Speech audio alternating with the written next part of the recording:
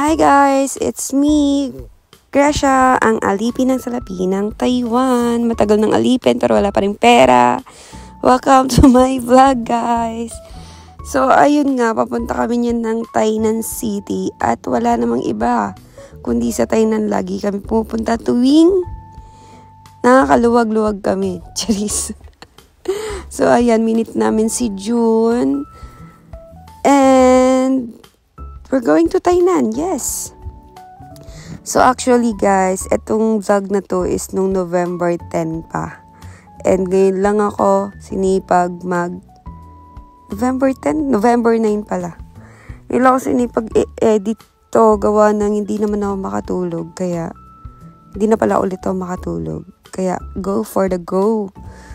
Para may upload na natin to. So ayun, pagdating namin ng Tainan City guys, sumama na lang kayo.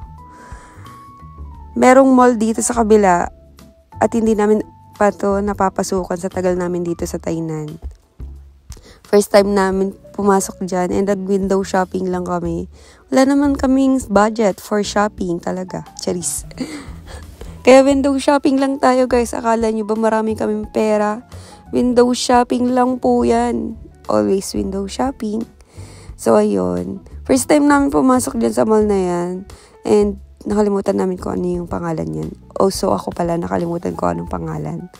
And, ayun, nag-ikot lang kami dyan. Ikot-ikot, ganun.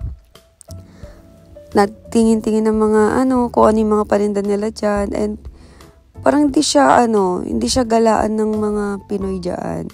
Kasi, ang pinaka-spot ng mga Pinoy dyan sa Tainan is sa kabila. Yung Focus, yung Shinkong, tapos Black Building. Bilihan ng mga Pinoy foods. Yung pagpupunta kami ng Tainan, dun kami napunta. Kaya, nung nakita namin yung mall na yan, pumasok muna kami before kami pumunta dun sa pinaka pupuntahan namin. So, ikot-ikot lang kami dyan.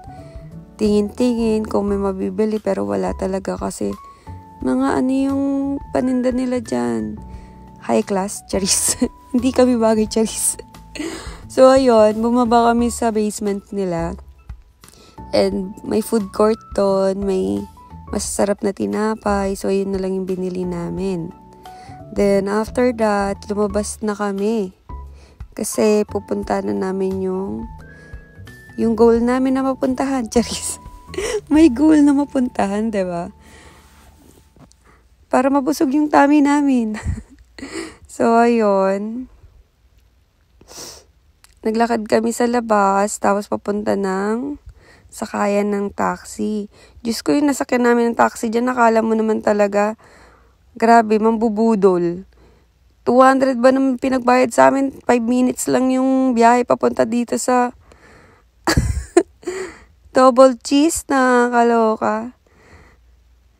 Kaya kayo guys, pag double check lagi. And kasi nung time na nagsukli siya, akala niya di ko bibilangin yung sukli niya sa akin. Diyos ko siya. Kaya akala niyo walang mambubudol dito, meron, uy. So ayun, pagdating namin sa double cheese, muna kami. Nag-wait muna kami kasi wala pang space. So naglakad-lakad muna kami sa outside world of double cheese. Tapos kumain kami ng donut na binili namin dun sa mall na yung pinasukan namin. Diba? Ayan, lakad-lakad kami dyan. Tapos nag-uusap kami dyan kung pwede pumasok dyan sa park na yun kasi may aeroplano dyan. Aeroplano? Helicopter pala po yun. Tapos, ayun. Super lakad-lakad lang po talaga kami dyan hanggang maubos namin yung tinapay namin, charis. Hindi. Para naman namin. May time pa kaming umikot-ikot muna dyan. Habang inaantay yung time namin para kumain. Diba po? So, ayan. Puro lang kami daldal. And bawal na kasi mag-phone din dyan sa ano ba tawag dito? Pag tumatawid dito sa Taiwan, bawal na. Susunod tayo sa policy nila. Sa policy ng Taiwan. So, ayun, ilalagay natin yung address dito kung saan yung cheeseburger. Cheeseburger, double cheese. Ako bahala kung saan ko ilalagay. So, punta kayo dito guys. Only lahat. Super.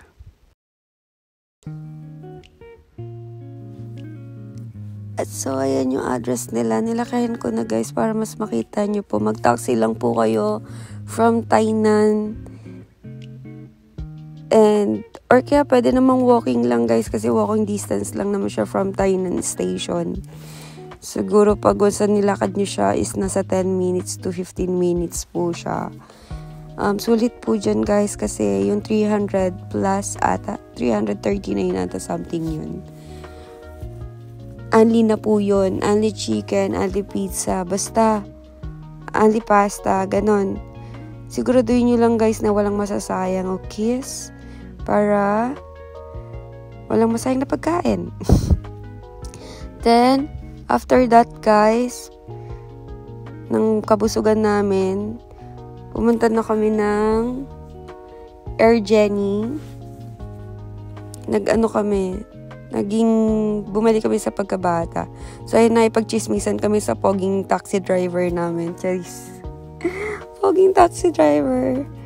Tapos, ayan, ilagay natin yung address nitong Urgent na to. Para pag gusto nyo bumalik sa pagiging isip bata or gusto nyo ma-enjoy ang hindi nyo na-enjoy nung bata pa kayo, just try it this guys. And 350 ata? 300, nakalimutan ko magkano yung namin. Basta something 300 plus yung entrance namin dyan guys. And ayun. And mag-enjoy nyo na po guys. So ayan, ilalagay ko na yung address dito. At panoorin nyo kami sa pagiging bata namin. Diba po?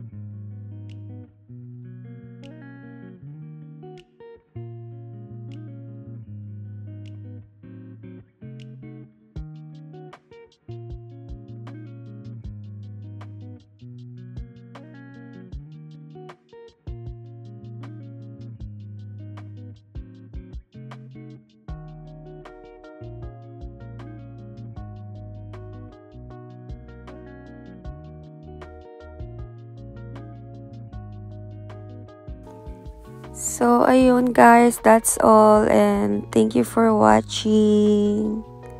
Mabilis ang voice over lang to, no? Basta yun, panoorin nyo na lang guys. Bye-bye! Any question, just comment down below.